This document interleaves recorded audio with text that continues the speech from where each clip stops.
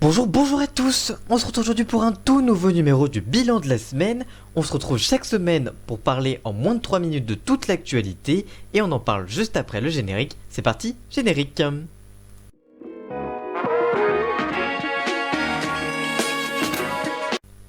Comme chaque semaine, plusieurs infos positives de l'actualité et on commence tout de suite avec une bonne nouvelle suite au confinement à cause du Covid-19 à Wuhan en Chine.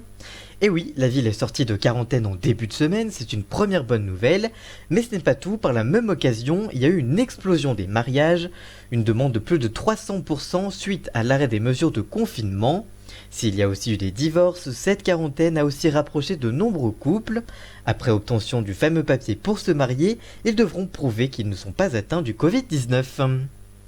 On part tout de suite aux États-Unis avec la série documentaire Tiger King, ou Au Royaume des Fauves, en français, qui a eu des conséquences après sa diffusion sur Netflix.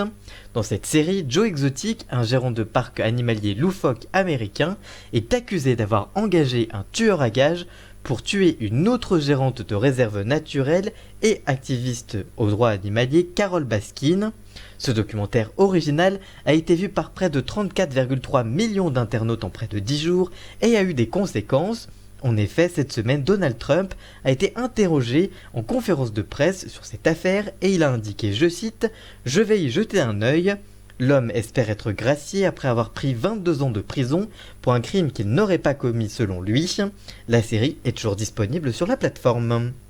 Et enfin, info carnet rose avec Rupert Grint qui joue Ron dans Harry Potter et qui va être papa. En effet, à 31 ans, l'acteur va avoir un bébé avec Georgia Groom.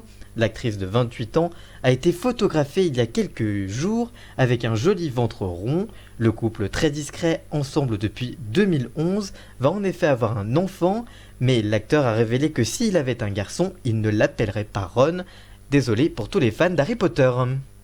Merci d'avoir suivi cette émission, n'hésitez pas à la partager et nous on se retrouve la semaine prochaine. À très bientôt, ciao.